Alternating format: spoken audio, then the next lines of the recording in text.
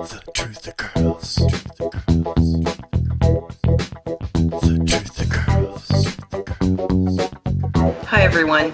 First of all, I gotta tell you, I've got bed bugs. My whole building's infested. But I look at it as the universe's way of saying, hey f***er, time to clean your apartment. So it's like giving me the opportunity to go through all my crap that I wouldn't normally do and do a spring cleaning. This has also turned out to be a good opportunity for me to do some research on bed bugs. Bed bugs have become a major problem in Montreal. Last year CTV even did a piece on Your Side about battling bed bugs. And they said that calls to exterminators for bed bug infestations are doubling every year, some years even tripling, and that they've gone up. At the time, this was 2009, they had gone up from about 215 or so in 2006 to close to 1,400 in 2009. So a big surge in bedbug infestations. Bedbugs have become a worldwide epidemic. When I first heard about this about a year ago, I kind of laughed it off, but it's turning out to be quite true. So in my paranoid mind, I couldn't help thinking, is this somehow being done on purpose? But before you go and blame the Jews, note that after 40 years, Israel braces for return of the bedbug. Why would I expect you to blame the Jews? Well, I don't know. Some people blame the Jews for everything. But also, there had been reports like this. Israel is developing ethnic bomb for growing biological weapons arsenal.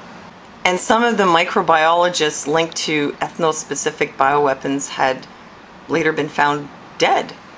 Okay, this doesn't have anything to do directly with bed bugs, but I was just looking at race-specific weapons because the bed bugs don't bite me, but they bite my son.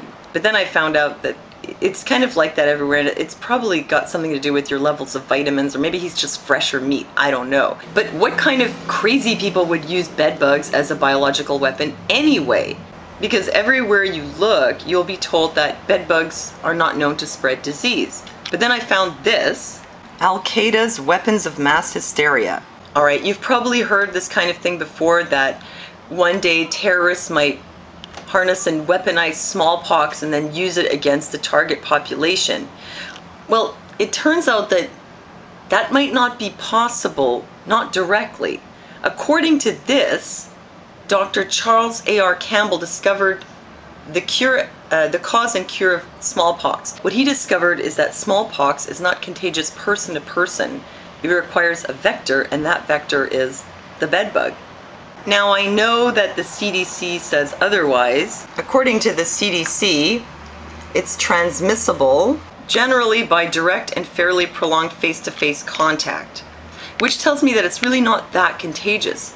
They mention also that it could be spread through contaminated objects such as bedding or clothing. Like when the Europeans came over and gave smallpox contaminated blankets to the Aboriginal people of North America. And they also mention that it might be transmissible, they say, carried in the air in enclosed settings such as buildings, buses, and trains. Smallpox is not known to be transmitted by insect or animals, but Dr. Campbell says otherwise. And maybe the reason you need the close contact, or that it's transmissible on the train or the buses or the blankets, is that it's not person to person, it is from the bed bugs. Maybe you're thinking, who is this Dr. Charles Campbell anyway? Well, according to this information on whale.to, he was quite a reputable guy in his day. So the connection that I'm making in my conspiracy theory addled mind is, what if the reason we have this huge epidemic of bed bugs is because it's being done intentionally? Well, they could actually disperse bed bug larvae, maybe through chemtrail planes, onto an unsuspecting population. And then once the vector has been established, then they could contaminate the vector with smallpox, and then we could have a smallpox epidemic. Well, the US Department of Defense does have a stockpile of anthrax and smallpox vaccines, and it's called US 666. Sounds like the work of the devil to me. Here's an article that would give you a little bit more information about the US 666 and EU 666 vaccine biodefense stockpile products. Would the CDC lie to us? I don't know, they could. They lie about a lot of things. Said the swine flu was going to kill us and we needed the vaccines. Oh yeah, and I always wondered, how could smallpox have been eradicated with the vaccine if only 10% of the world's population was ever vaccinated? But if you consider that what also came into the picture was the use of DDT, which kills bed bugs, which was then banned in the 70s.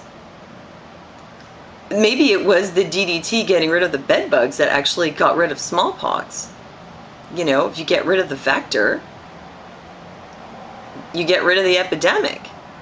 Also, it's possible that smallpox has not been eradicated, but it's just renamed. Like, there is still such a thing called monkeypox, which looks a lot like smallpox. Maybe it is smallpox and they're lying to us. So like I said, I got the bed bugs, and this led me down another rabbit hole, of course. And now I'm thinking that, you know, it's possible that that's the reason why they stockpile smallpox vaccine, is because one day they'll bring it back. But first they have to bring back the vector, the bed bug, by spraying it on us or something, then infect it with smallpox, and then we'll have a smallpox epidemic. They could blame it on the terrorists, and no one would ever be the wiser, except me, and I guess you now. Let's hope it doesn't happen, but it's just a thought. They lie to us all the time. I wouldn't put it past them to do something like that. And at the very least, I found out that smallpox was not eradicated by the vaccine. Most likely it was eradicated by the eradication of the bedbug. Well, thanks for listening to me. I hope you don't get bedbugs, and I'll see you next time.